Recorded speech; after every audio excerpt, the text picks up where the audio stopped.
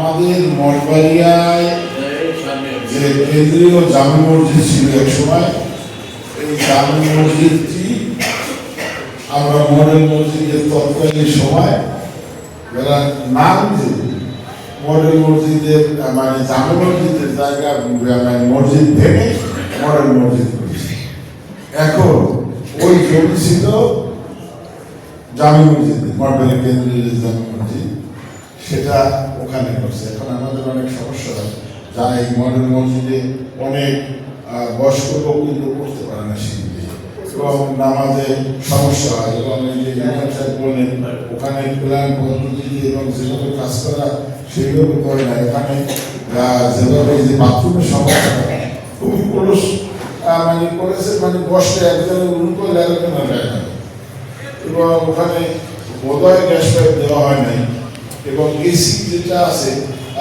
2 দিন 3 দিন চলে আবার বন্ধ হয়ে যায়, এবং খুবই নিম্নমানের কাজ হয়েছে। আমি নির্বাহী প্রকৌশলীকে বলছিলাম এই মসজিদের ব্যাপারে, কিন্তু তেমন কোনো মানে গুরুত্ব দেয়নি এই সমস্যা। আর আমাদের দাবি মঠবাড়িয়া বাজারে আপনার এই বালুরঘাট সংলগ্ন ওই সময় একটা বালুর মাঠে, ওটাও ডিসিশন নিয়ে গেছিল, কিন্তু আমরা হাইকোর্টে মামলা করে আটকে গিয়েছে, নিতে পারে না ওই সময় আর কি অবলীলামূলে। তো এখন আমরা চাই আমাদের মডেল মসজিদের জন্য একটু সরকারি জায়গা, আমরা তো ওই মসজিদে জায়গা দিয়েছি, মডেল মসজিদের কেন্দ্রীয় মসজিদ করার জন্য আমাদের একটু জায়গা দিতে হবে। এবং মঠবাড়িয়া বাজারে অনেক লোকের বসবাস, অনেকে অনেক দূরে যায় না, তো ওখানে একটা মসজিদ হইলে আমাদের এই কেন্দ্রীয় মসজিদটা এবং আমাদের এই কেন্দ্রীয় মসজিদের অনেক সম্পদ, অনেক জমি জমা,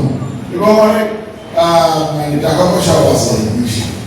এবং আপনি রিক্সায় আমরা নামাজ পড়ছি, অনেক জমিটা আছে। অর্থাৎ এখানে যদি একটু সে জমিগুলো আর কি পরিষেবার বাইরে অনেক জায়গায়, এবং কেন্দ্রীয় মসজিদ যেহেতু বাজারের মধ্যে দরকার, এই জন্য আমাদের যদি একটু আপনি মসজিদের জন্য জায়গা বরাদ্দ করে দেন, তাহলে আমরা আসলে